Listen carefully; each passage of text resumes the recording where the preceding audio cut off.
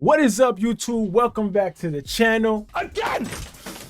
XY Big Z. You already know the vibes, man. Listen, if you have not subscribed to the channel, what is you doing, man? Get down there, hit that subscribe button, violate that like button for your boy, man. Y'all already know what it is. Now let's get to the content, man.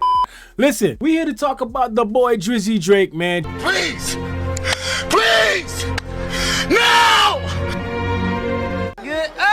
Drizzy Drake and Sauce Walker, man. Listen, Sauce Walker is one of those dudes from the H-Town. No matter how you want to look at this dude, independently, label, whatever you want to call it, man, this man does his thing. Might be a few people in who probably looking at this like, who the hell is Sauce Walker? Well, you better get into him because Sauce Walker be doing his thing either way, man. Can't say I'm the biggest Sauce Walker fan, but I definitely respect his hustle. He's a guy that's doing a lot of things out there in Houston. Obviously, he has a style that a lot of people have mimicked in hip hop.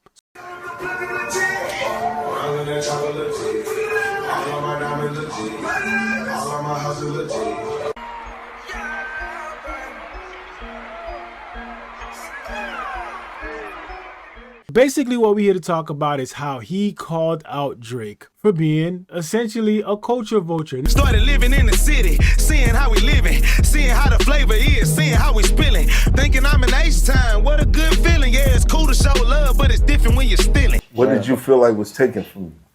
For me, Yeah. I said the sauce shit, the style, the sauce, the cadence, the type of beats, like just my whole rap style, the dances, the shit I would do, like. Oh my God. Yo, dang.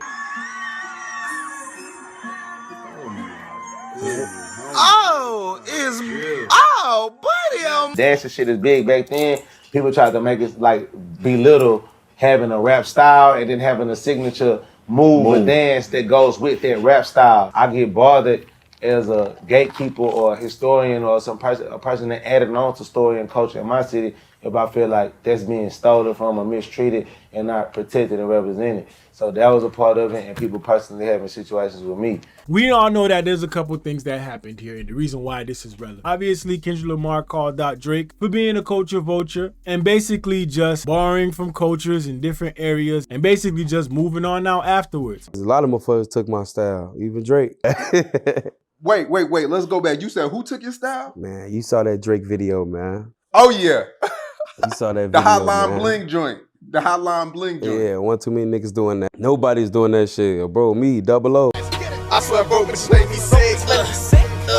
Rule number one, never come for bitch. I'm about to bluff in and get rich. She wanna fuck. I like bitch, you a germ ass, ayy. Can't keep my dick in my pants, ayy. My bitch don't love me no more, ayy. She kick me out on life, bro.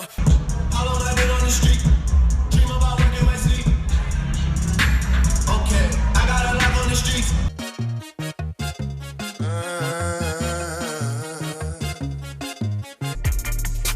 Late night when you need my love.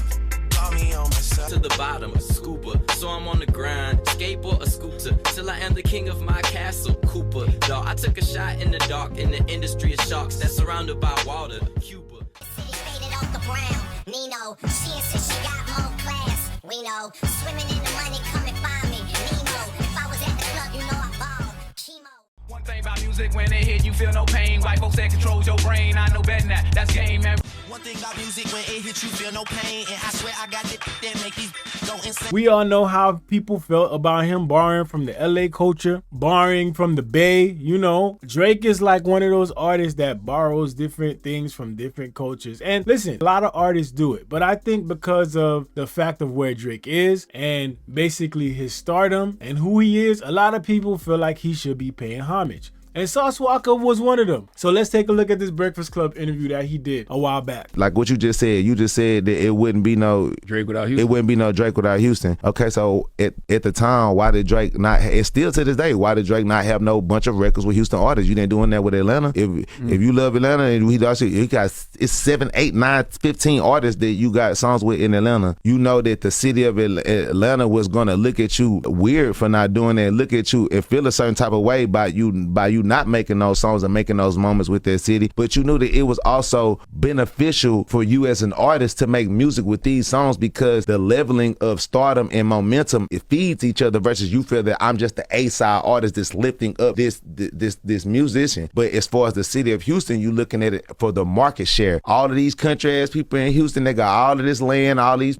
clubs, all these women, all these people in these big ass arenas and events that's going on, but they don't have a large community and representatives of people that are knowledgeable about the music industry, that have resources that can say, hey, y'all been around this artist and you helped them, you was in the studio when they was making that song, you told them to add this and this on the hook, you get a couple writer points for that. So what Sauce Walka is saying here is that Drake is using the Houston culture for his own benefit and basically not returning anything to the city of Houston. A lot of people are going to jump in here and say, you know, Travis Scott is a Houston artist. They're going to say Bun B is a Houston artist. Now, the comments were a good mix. And a lot of people are saying Sauce Walka is just trying to get a feature. But listen, I'll be the first to tell you that Sauce Walka really don't need no feature from Drake. That's the perception, is people think that you need this mainstream success to be successful. A lot of these artists that are independent and doing their thing on a smaller scale are actually a lot more well off than a lot of these artists who have these big time deals. Now, a lot of people are not knowledgeable or know enough about Houston rap or the Houston rap scene per se, and they might not know about Sauce Walka. So to them, it may look like Sauce Walka is just trying to get an opportunity from this.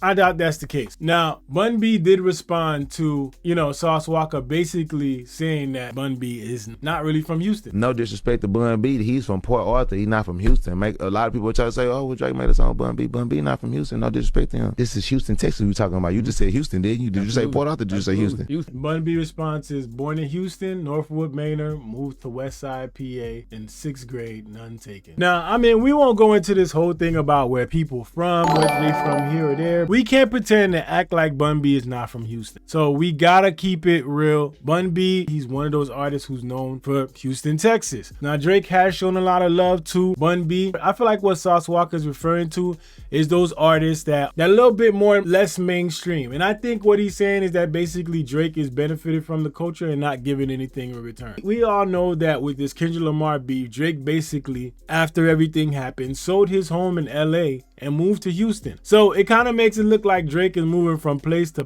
benefit wherever he can benefit.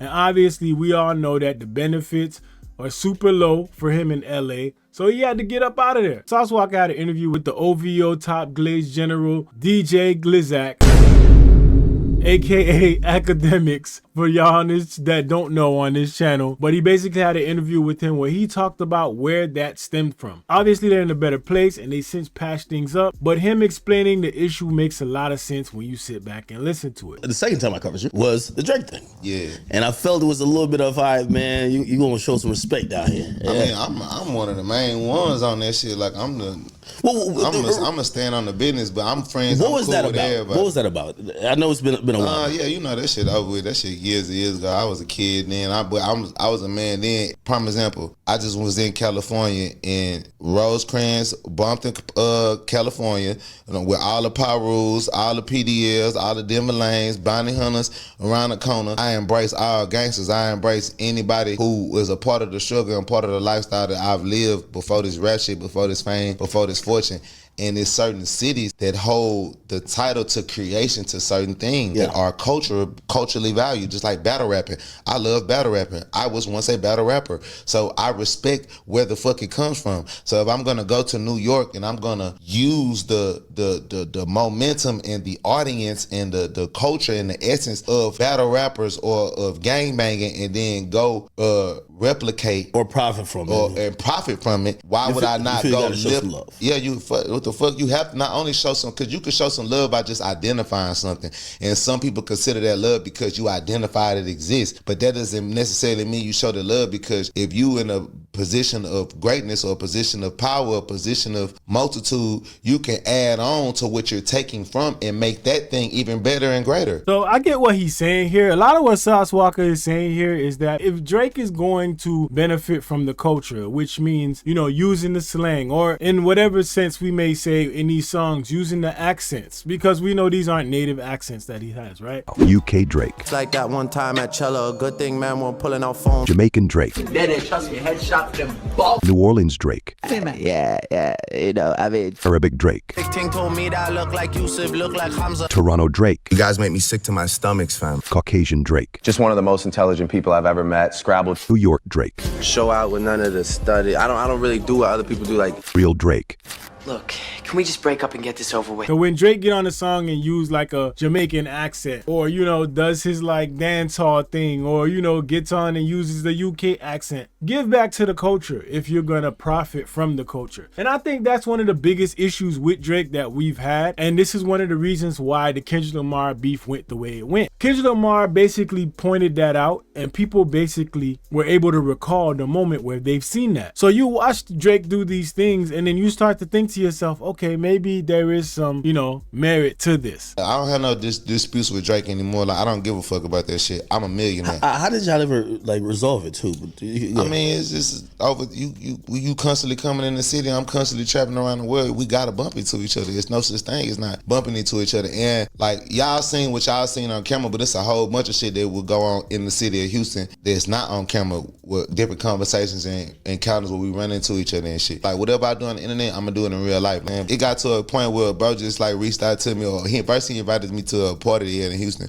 He had like a get together or whatever at David Bustin and shit. He invited me to that shit. That's a spot. Listen, man, if you ain't up on Sauce Walka, man, I suggest you just get up on Sauce Walka. And it's easy to put off for artists that you don't know about, but Sauce Walka definitely is one of those guys, man. I'm gonna tell you that much. The point is, you know, Drake has this history of appropriating different type of cultures, borrowing from cultures and not giving back. And a lot of people are pointing this out. But I don't know. Let me know how y'all feel about it, man. How do y'all feel about Drake and this Houston culture that he's appropriated? Do y'all feel like he's taking from Houston culture and not giving back? Do y'all feel like he's taking from a bunch of other cultures and not giving back? Let me know in the comment section, man. Listen, if you have not subscribed, make sure you go down and hit that subscribe button, violate that like button for your boy, and you already know what it is, man. It's your boy Goods, BigZoeTV. Let's go. What is up, YouTube? Welcome back to the channel again. BigZoeTV, man. I'm here to talk to y'all about the membership opportunity. If you want to support the channel, you can support the channel by becoming a member today. Listen, as a member, you get priority replies in the comments. You get access to exclusive emojis. You get an exclusive badge that lets everybody else know that you're an important member. You know, when you go to that comment section, it's like 200 comments. You don't get caught up in the mix. Your comment is at the top, and you get priority replies from me. More. On top of that, you get exclusive access to the videos first. That means when a new video comes out and you're like, yo, he just uploaded. Nah, the members probably saw it a day before you or hours before you. So you get first access to the uploads on the channel before everybody else. If that's something you want to do, which helps you also support the channel at the same time, go ahead and hit that join button and join the channel, man. You already know what it is. I appreciate all y'all for everything y'all do. It's your boy Goods, BigZoeTV. Let's go. Wait, I'm the truth, you ain't never lied. Top down, all crews like vanilla sky. All this hate against the kid, it should be televised. Afraid of heights, not me, I'm forever fly. Yup, I'm back, but I never left. You niggas left ain't coming back, son, that's kinda death. Matter of fact, I made it better, y'all was wasting breath. I hold it down while you're gone, won't even know you're left.